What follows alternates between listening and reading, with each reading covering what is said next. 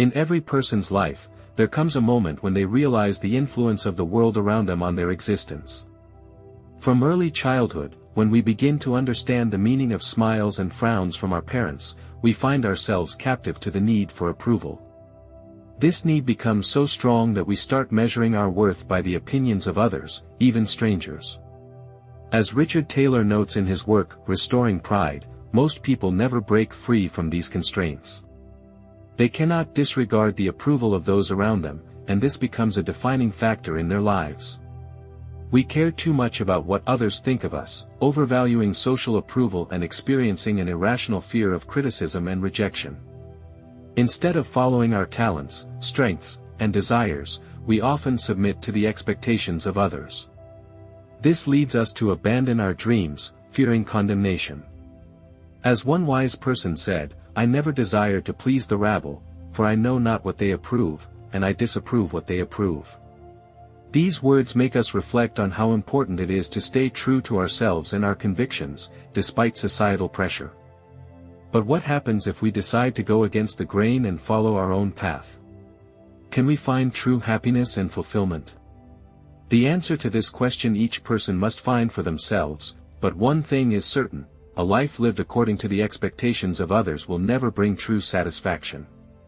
To develop a more balanced perception of others' opinions, it is advisable to first consider those whose recognition we seek to earn. Do these people deserve our respect and admiration? Are they thriving or stagnating? Do they possess a brave, independent, and inquisitive mind, striving for truth, capable of forming and expressing their own point of view? Or are they timid conformists, mindlessly accepting and repeating everything they are fed in news reports, celebrities, social media influencers, and political figures? If a person does not inspire admiration in us, why should we care about their assessment of our lifestyle? As Seneca noted, "Why does it please you to be praised by those whom you yourself cannot praise?" Arthur Schopenhauer echoed him, emphasizing that what happens in the minds of others is, in itself, of no importance to us. And over time, we come to complete indifference to it, realizing how superficial and barren the thoughts of most are, how narrow their views, how primitive their feelings, how distorted their judgments, and how erroneous their beliefs.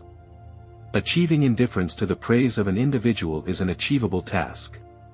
However, when in the midst of society, surrounded by a group of people, the desire for approval can reach incredible strength, sometimes resulting in social anxiety that restricts any possibility of self-realization. During public speaking, whether it's a speech or a presentation, a person experiences tremendous tension and anxiety, which prevents them from demonstrating their best qualities. At social events, they feel out of place, losing spontaneity and ease in their behavior. The saddest part is that social anxiety, fueled by an excessive need for approval from others, prevents following the voice of conscience. Even realizing the fallacy of their words or actions, an individual timidly submits to the opinion of the crowd. The Stoic philosopher Epictetus proposed curbing this social anxiety by deeply reflecting on the nature of the crowd. He argued that a person prone to social anxiety simply does not understand the essence of the crowd, does not realize what public applause is and what value the praise of the masses has in life. It is this ignorance that breeds fear and uncertainty.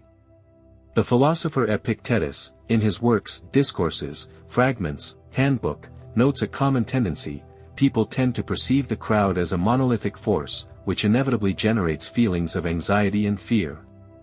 However, in essence, a crowd is just a collection of individuals united by a commonplace or idea.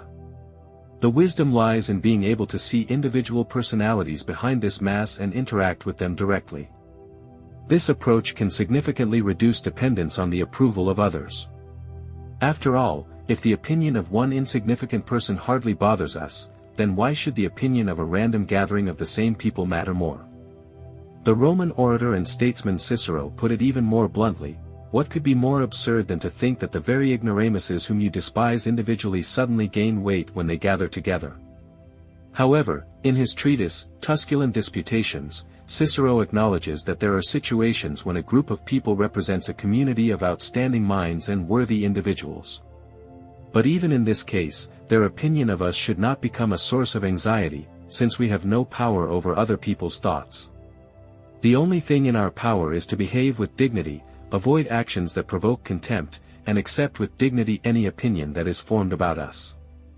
As Epictetus proclaimed, a truly virtuous person does not indulge in sorrow and lamentations, their face is not distorted by a grimace of weeping, they do not turn pale with fear and do not tremble in anticipation, and are not tormented by questions about how they will be received or listened to. Only a slavish soul worries about other people's opinions, while a free person should not be concerned about the affairs of others.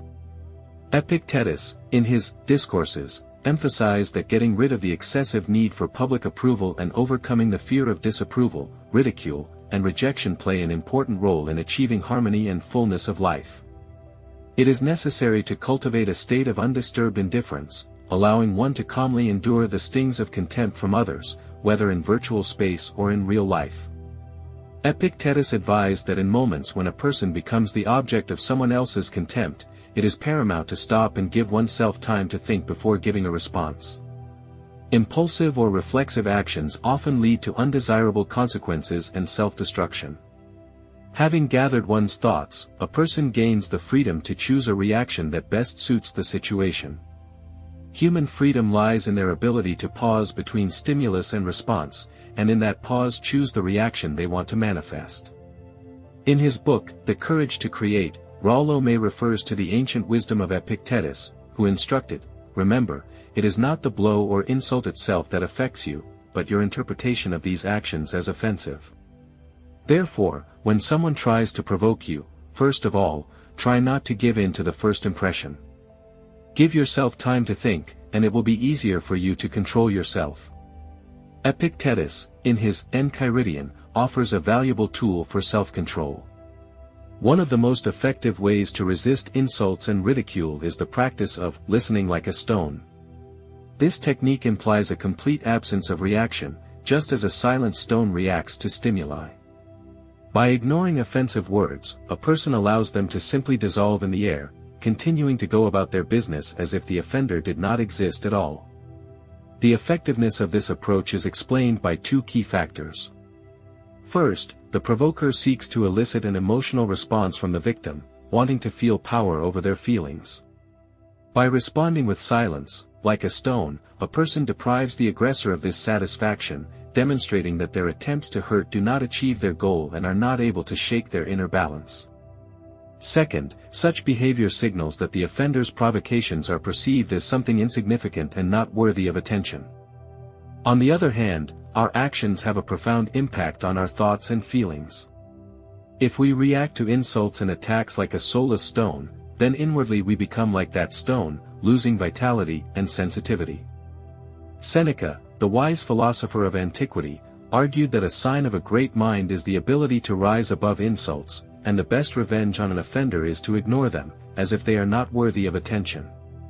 Great people, like majestic beasts, calmly listen to the barking of small dogs, ignoring their malicious attacks. Epictetus, another outstanding thinker, asked a rhetorical question: what effect will insults have on a stone? None.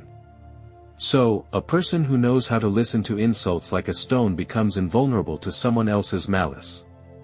However, there is another way to resist contempt, to respond to it with humor. Humor has an amazing ability to diffuse a tense situation, demonstrating to the offender that we do not intend to stoop to their level and respond to evil with evil. A witty remark can not only disarm an enemy but also turn them into a friend. But most importantly, humor gives us strength and confidence, because it is the strong person who can ironically treat those who try to hurt them. The ability to laugh at an offender is a sure sign of inner freedom and superiority. As Seneca subtly noted, there are those who see a personal insult in the slowness of a hairdresser, the gloomy look of a gatekeeper, or the arrogance of a servant.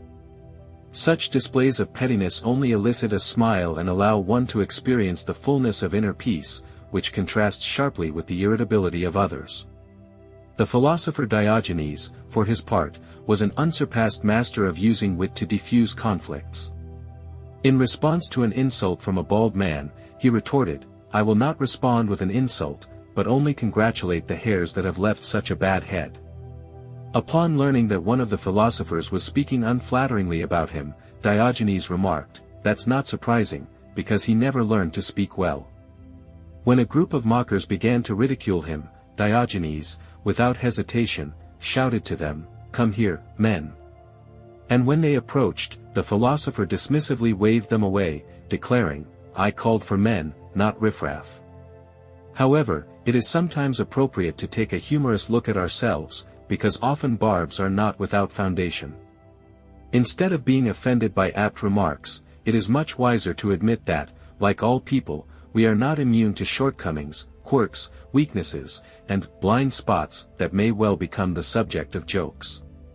If we abandon excessive seriousness and cultivate a healthy sense of humility, we can share laughter with those who tease us, thereby disarming their attempts to hurt us. The French thinker Michel de Montaigne once remarked that a worthy goal is to be equally laughable and capable of laughing. Seneca emphasized, "No one is ridiculous who can laugh at himself." Epictetus, in turn, advised, "If you hear that someone has spoken unfavorably about you, do not rush to justify yourself, but rather answer, 'He probably just doesn't know about my other weaknesses, otherwise he would have mentioned more than just these.'" Ultimately, the most powerful means against excessive concern about the opinions of others is the development of unwavering self-confidence. When a person is consumed by insecurity and gnawed by feelings of inferiority, they inevitably fall into slavish dependence on the approval of others, constantly fearing their contempt and condemnation. However, if one directs energy and time to strengthening the spirit and body, to improving one's character, to achieving goals, and to creating a life worthy of pride, then the opinions of others, whether praise or criticism, will lose their significance and dissolve into the flow of everyday life. As Epictetus wisely noted, if ever the temptation arises to seek approval from without, realize that you are thereby calling into question your own integrity. If you need a witness, be one yourself. This quote from Epictetus, Enchiridion, calls for self-sufficiency and independence from the opinions of others.